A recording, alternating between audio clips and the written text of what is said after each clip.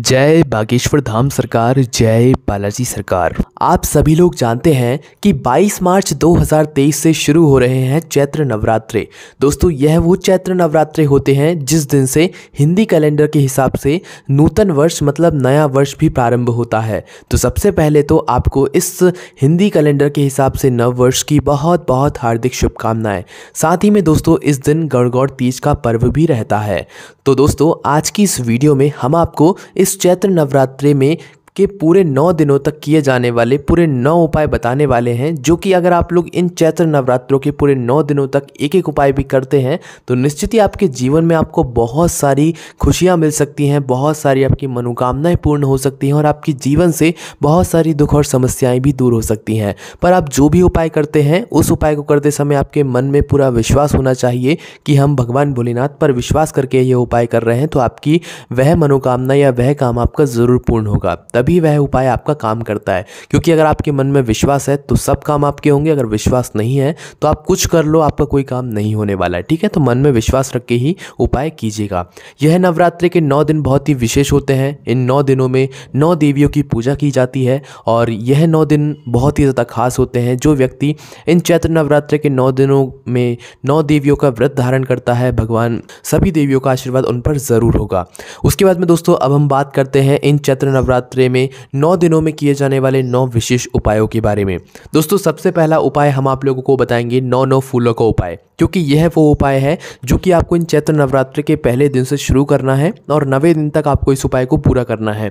और यह उपाय आपको अपनी किसी एक विशेष मनोकामना के लिए शुरू करना है। ठीक है, इस उपाय को आप चाहें तो सुबह सुबह भी कर सकते हैं और शाम को भी कर सकते हैं।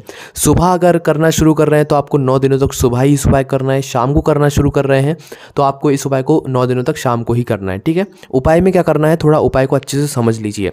देखिए, इस उपाय में आपको कोई एक ऐसा फूल चाहिए जो कि आपको 9 दिनों तक ज़्यादा मात्रा में मिल सके। ठीक है, और ऐसा फूल होना चाहिए जो कि भगवान शिव जी पर समर्पित होता हो। उदाहरण के लिए सफ़ेद फूल मतलब भगवान शिव जी को बहुत प्रिय होते हैं और सफ़ेद फूल बहुत आसानी से आप लोगों को कहीं पर मिल भी जाते हैं, है ना। तो उदाहरण के लिए हम लोग लेते हैं सफ़ेद फूल। तो इस उपाय में आप लोग ले रहे हो सफ़ेद फूल, उदाहरण के लिए आप लोग समझ लो। ठीक है, तो नवरात्रि का पहला दिन मतलब 22 मार्च 2023 को आपको करना है 9 फूल तैयार करने हैं। सफ़ेद फूल 9 फूल तैयार कर लो। 9 फूल को तैयार करने के बाद एक गोल बाती का घी का दीपक भी तैयार कर लो। यह घी का दीपक आप लोग कैसा लोगे, आटे का बनाओगे। ठीक है, एक आटे का दीपक बनाकर उसमें गोल बाती रखकर शुद्ध देसी गाय का घी आपको उसमें रख लेना है। ठीक है, रखने के बाद क्या करना है, यह 9 फूल और घी का दीपक तैयार करने के बाद आपको चैत्र नवरात्रि के पहले दिन प्रातःकाल सुबह सुबह स्वच्छ होकर स्नान हो करके बिल्कुल अच्छे से मतलब शुद्ध होकर भगवान शिव जी के मंदिर पहुंच जाना है। भगवान शिव जी के मंदिर पहुंचकर आपको भगवान शिव जी के दर्शन कर लेना है, पूजन आराधना कर लेना है। उसके बाद आपको यह उपाय भगवान शिव जी के पास में बैठकर करना है। ठीक है, अपने 9 फूल निकाल लो। 9 फूलों को एक एक करके भी भगवान शिव जी पर चढ़ा सकते हो या तो एक साथ करके भी शिव जी पर चढ़ा सकते हो। ठीक है, तो आपको करना क्या है, 9 फूलों को भगवान शिव जी की शिवलिंग के ऊपर आपको समर्पित कर देना है। समर्पित करने के बाद जो आप घी का दीपक तैयार कर लेकर आए हैं, इस घी के दीपक को आपको फूल को चढ़ाने के बाद अपनी मनोकामना को मन ही मन में स्मरण करते हुए, जिस मनोकामना के लिए आप ये उपाय कर रहे हैं वह मनोकामना को स्मरण करते हुए इस दीपक को वहां पर जला देना है। ठीक है, आपने जला दिया। जलाने के बाद दोस्तों क्या करना है कि आपको भगवान का आशीर्वाद लेकर अपने घर वापस जाना है। ठीक है, यह पहले दिन का काम हो गया।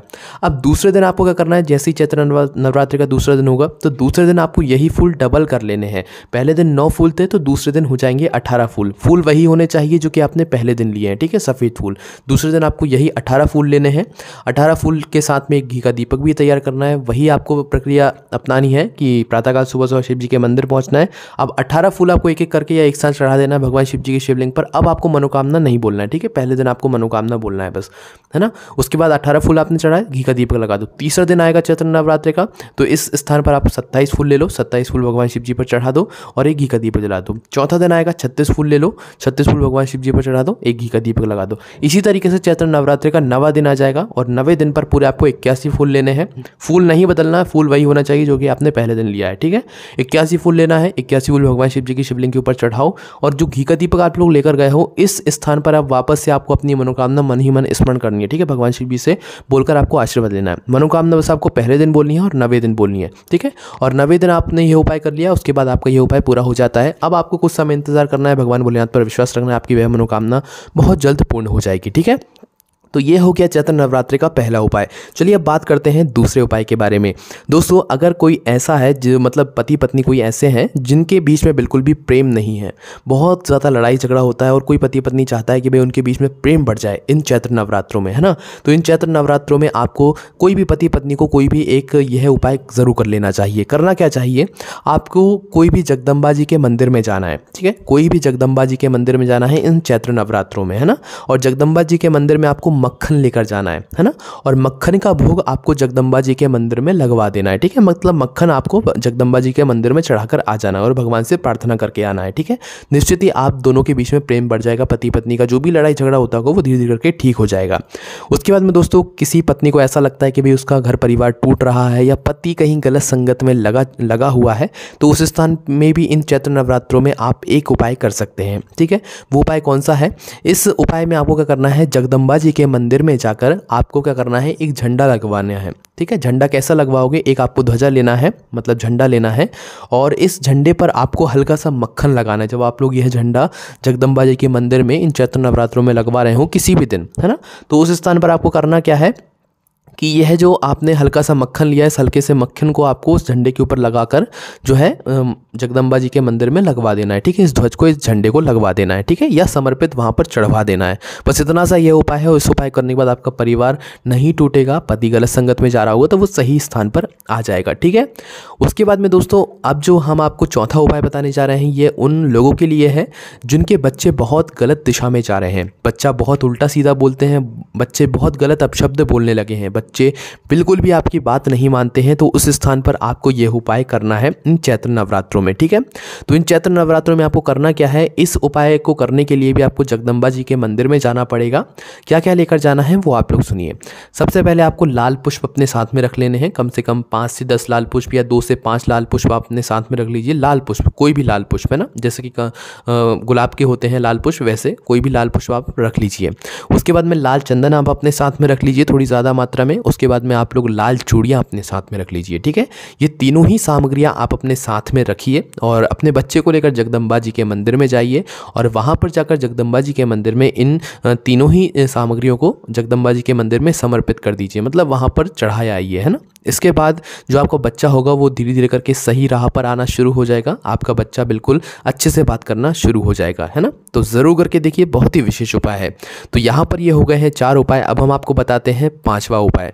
दोस्तों यह जो 5वां उपाय हम आपको बताने जा रहे हैं ये शादी विवाह का है और यह उपाय चैत्र नवरात्रि के 5वें दिन ही किया जाने वाला है। 5वां दिन चैत्र नवरात्रि का कब पड़ेगा वो आप लोग सुन लीजिए।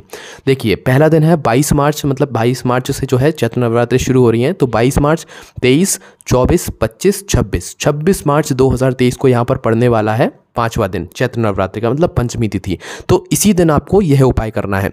करना क्या है दोस्तों, यह उपाय शादी विवाह के लिए है। जिस बच्चा बच्ची का शादी विवाह नहीं हो रहा है उस स्थान पर आपको यह उपाय करना है ना।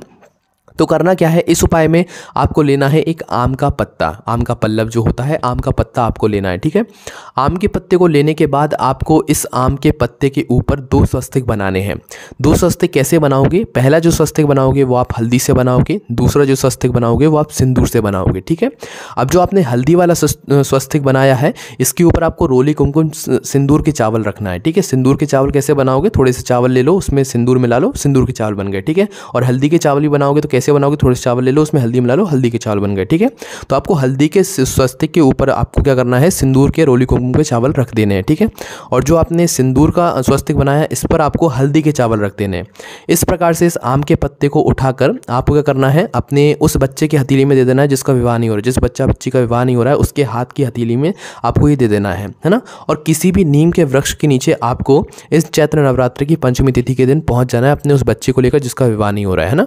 और उसी नीम के वृक्ष के नीचे बैठकर अपने बच्चे के हाथों में इस आम के पल्लव को, पत्ते को देकर उसका नाम और गोत्र बुलवा कर आपको इस आम के पत्ते को वहीं नीम के वृक्ष के नीचे समर्पित करवा देना है, ठीक है। और बस इतना सा यह उपाय है और आप देखेंगे कि आपके जो बच्चे का विवाह होगा वो 3 महीने के अंदर पक्का हो जाएगा, ठीक है। यह उपाय करने का एक निश्चित समय है जो कि चैत्र नवरात्रि की पंचमी तिथि 5वां दिन है ना। चलिए दोस्तों अब हम बात करते हैं 6वें उपाय के बारे में। दोस्तों यह 6वां उपाय आपको इन चैत्र नवरात्रों के बीच में जरूर करना करना है और यह उपाय है 108 चावल के दानों का। दोस्तों भले ही चैत्र नवरात्रि चल रहे हों, पर इन चैत्र नवरात्रों में भगवान भोलेनाथ की भक्ति और माता पार्वती की भक्ति का भी एक विशेष महत्व होता है। ठीक है, तो करना क्या है दोस्तों, आपको इन चैत्र नवरात्रि के बीच में कभी भी किसी भी दिन प्रातःकाल सुबह सुबह स्वच्छ होकर स्नान करके क्या करना है, 108 चावल के दाने तैयार करना है। गिन गिन कर बिल्कुल अपने घर से तैयार कर लेकर शिव जी के मंदिर पहुंच जाना है। ठीक है, प्रातःकाल शिव जी के मंदिर पहुंचकर शिव जी का पूजन आराधना आप लोग कर लो। आराधना करने के बाद दोस्तों आपको करना क्या है कि यह 108 चावल के दाने एक एक करके भगवान शिव जी की शिवलिंग के ऊपर श्री शिवाय नमस्तुभ्यम बोलते हुए आपको समर्पित करते जाना है। और 108वां चावल का दाना जब आ जाए तो उस समय आपको भगवान से अपनी मनोकामना बोलते हुए 108 चावल का दाना, मतलब 108वां जो चावल का दाना होगा ये समर्पित कर देना। यहाँ पर यह उपाय पूरा हो जाता है। तो इस उपाय को मन से करके देखो, आपकी मनोकामना जरूर पूर्ण हो जाएगी। उसके बाद में दोस्तों जो अगला उपाय है जो कि आपको इन चैत्र नवरात्रों के बीच में करना चाहिए वो ये है कि एक बेलपत्री का उपाय जो कि आपको मनोकामना पूर्ण कर देगा। ठीक है, इस उपाय में आपको करना क्या है कि एक बेलपत्री लेना है, उस बेलपत्री की बीच वाली जो बड़ी पत्ती होगी उस पर आपको पीला चंदन लगाना है। पीले चंदन का भले एक टीका लगा दो, पर पीले चंदन का कुछ ना कुछ भाग उस बीच वाली बड़ी पत्ती पर जरूर होना चाहिए, है ना। तो एक टीका बीच वाली बड़ी पत्ती पर लगा दो। बीच वाली बड़ी पत्ती पर टीका लगाने के बाद दोस्तों अब एक बेलपत्री की आप उस स्थान को देखो जहां पर उस बेलपत्री का मध्य भाग होता है, मतलब जहां पर उस बेलपत्री की तीनों पत्तियों की डंडी आकर मिल रही होती है। आप बेलपत्री को देखना, 3 पत्तियां होती हैं, तीनों पत्तियों की डंडी होती है पतली पतली सी, वह डंडी उस डंडी में एक जगह आकर मिलती है। ठीक है, जिसे हम मध्य भाग कहते हैं। ठीक है, मध्यस्थ भाग कहते हैं। उस मध्यस्थ भाग पर आपको हल्का सा शहद लगाना है। हल्का सा शहद लगाने के बाद इस बेलपत्री को आपको भगवान शिव जी के मंदिर में जाकर समर्पित करके आ जाना है। ठीक है, ये जो काम है आप भगवान शिव जी के मंदिर में बैठकर भी कर सकते हैं, चंदन लगाने का और शहद लगाने का। ठीक है, और मनोकामना करके भगवान शिव जी पर चढ़ा दो। निश्चित ही आपकी मनोकामना बहुत जल्द पूर्ण जरूर हो जाएगी। अब दोस्तों जो 8वां उपाय है वो ये है कि आपको क्या करना है कि इन चैत्र नवरात्रों के किसी भी एक दिन आपको क्या करना है कि एक गोल बाती का शुद्ध देसी गाय का घी का दीपक आपको तैयार करना है। ठीक है, यह दीपक आप मिट्टी का भी ले सकते हैं, आटे का भी ले सकते हैं। मिट्टी का ले रहे हो तो नया दीपक आप लोग लेना, आटे का ले रहे हो तो आटे का बना लेना। ठीक है, शुद्ध देसी गाय का घी आपको उसमें भरना है, गोल बाती रखना है और उसमें डाल लेनी है थोड़ी सी काली तिल, और इसको लेकर जाना है आपको भगवान शिव जी के मंदिर में और भगवान शिव जी के मंदिर में जाकर इस दीपक को जला देना है। ठीक है, पूरे मन और पूरे भाव से जलाना है। भगवान से आपको कुछ नहीं बोलना है, बस भगवान से आशीर्वाद लेकर अपने घर वापस जाना है। अब दोस्तों जो इन चैत्र नवरात्रों का नवा उपाय है वो ये है कि आपको इन चैत्र नवरात्र के जो नवा दिन होगा या जो आखिरी की जो चैत्र नवरात्र के दिन होंगे इनमें आपको अपने घर में कन्याओं का भोजन जरूर करना है। ठीक है, कन्याओं का भोजन आप 7वें दिन भी करा सकते हैं, 8वें दिन भी करा सकते हैं, 9वें दिन भी करा सकते हैं। ठीक है, अब कन्याओं के भोजन में आपको कराना क्या है, छोटी छोटी कन्याओं को बुलाना है।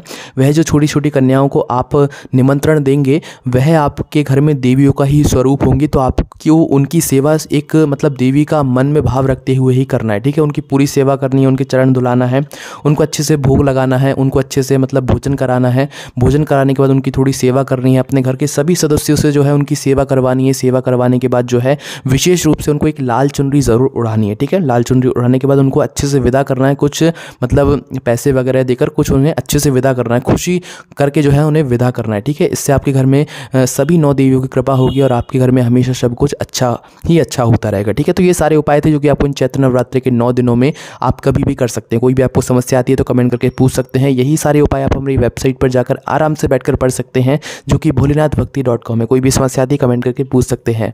जय बागेश्वर धाम सरकार, जय बालाजी सरकार, जय बागेश्वर महादेव।